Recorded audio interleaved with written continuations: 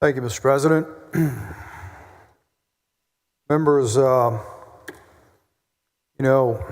we are all elected by our districts. Each of us have nearly 1 million people, some probably more, in our districts. We've got about 5.5 million students in our public schools. And I just heard something from my good friend, Senator Tan Parker, and I have to agree with that comment where he said, there is nothing more important than educating our children. You're absolutely right. That's the future of this state. But that's exactly what's the problem with this legislation. You talked about some kids being trapped in underperforming schools. The answer isn't to give 100,000 children a lottery ticket to go to a private school or somewhere else and leave the other 5.3 or 5.4 million children trapped in underperforming schools. The answer is to invest and improve and give every child in every community, in every district, whether it's rural, urban, suburban, every single child that shows up. Those children didn't ask to be brought into this world. And they're hoping, I would assume, someday they'll thank their parents or whoever their guardians are for giving them the best opportunity, for putting them in the best place to get an education.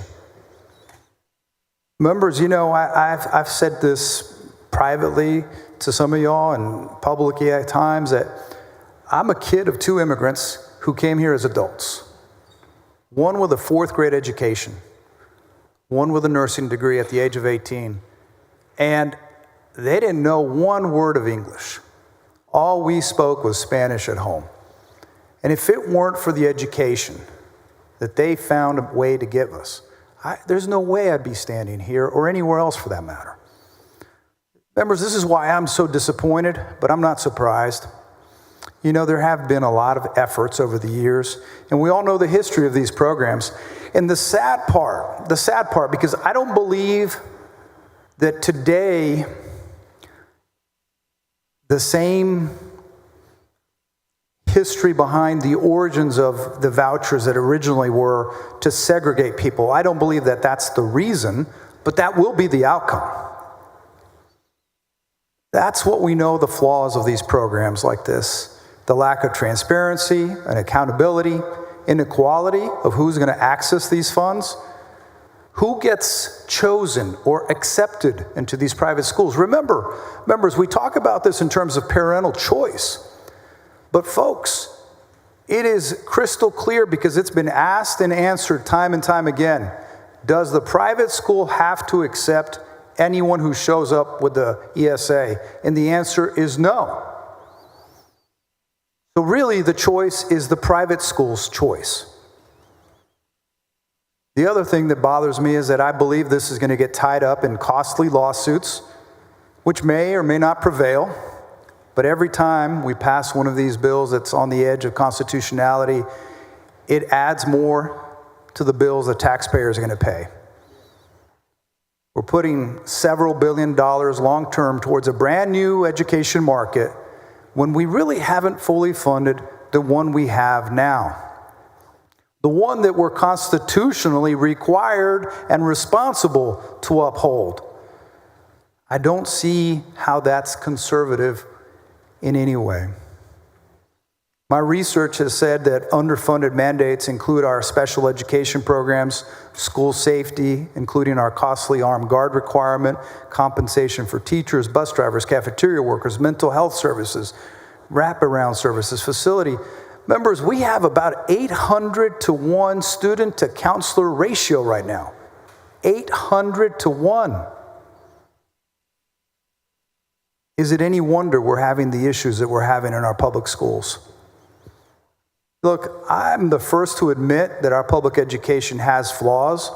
What system of that size couldn't have flaws? but we are the leaders. We are the leaders who write the budget for this state. And we shouldn't do it in a half-measured way. We can't say that we're trying to improve public education on one hand, and on the other hand, take $1 billion for this program that's untested. And members, I believe our constituents can see it. I believe they can feel it. And I think it does a disservice to all hardworking public educators who've been feeling underappreciated, especially since the hardships of the pandemic.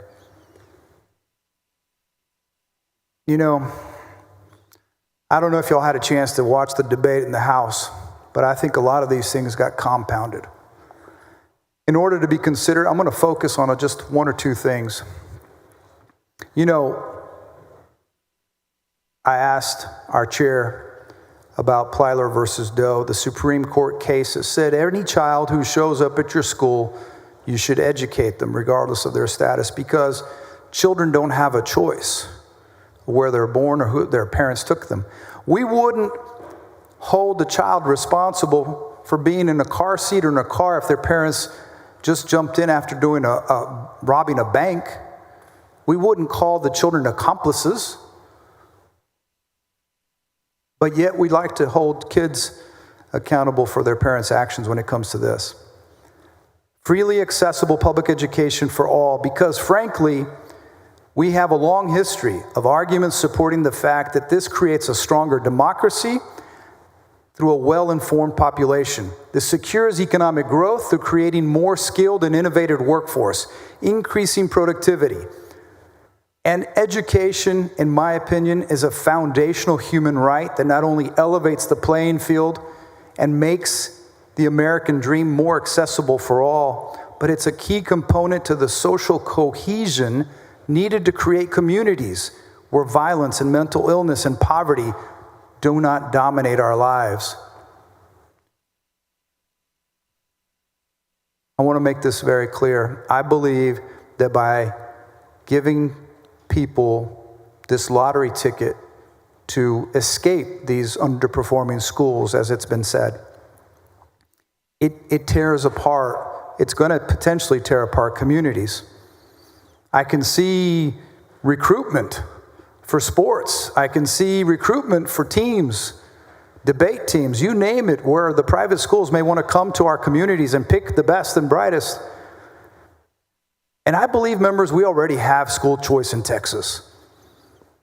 And if you want to talk about affordability, we'll work with you. We'll be there, right there by your side. But this isn't about affordability or school choice, because our kids already have scholarships, they've got financial aid, they can apply to a private school and decide whether or not to homeschool or do whatever their family sees fit today. I just don't understand how or anywhere else in any financial system in this state that we give public tax dollars to a private hands, an institution, education service account without any strings attached. So I'm concerned that today marks a day where we've strayed far from the fiscally conservative Texas that so many of our voters expect. I do not think we've set ourselves the proper guardrails or a landing pad if this doesn't work out the way many of us or many here hope. And I don't want to be a thorn in anybody's side, but we've offered amendments, many of us have, tried to work with our colleagues to ensure we create a system that was transparent and accountable to protect all students' and parents' rights. And very few were taken. And unfortunately, one that was important to all of us, that the public knew that the legislature wasn't passing this for themselves, because folks, you can imagine that people are going to assume that maybe most of us aren't interested in this, but maybe there might be one. And unfortunately, there's already a cynicism towards government. And we should do everything to avoid even the appearance of impropriety. It's my sincere hope that every member who has the privilege of being here next session will be fully prepared to face the consequences of what this might do to our budget. I think it's going to erode our schools' public enrollment and their finances. And I also sincerely hope that for the very few who are going to be eligible and who are able to use this money, that it does make an impact on them and their families, because I know that money can help them. And I wish there was enough money to help every kid get the best education possible. But members, we got to remember, at best case, this is only going to help 100,000 of our 5.4 million kids in our public schools. So for this and other reasons, I respectfully will be voting no on concurrence to Senate Bill 2. Thank you, Mr. President, members.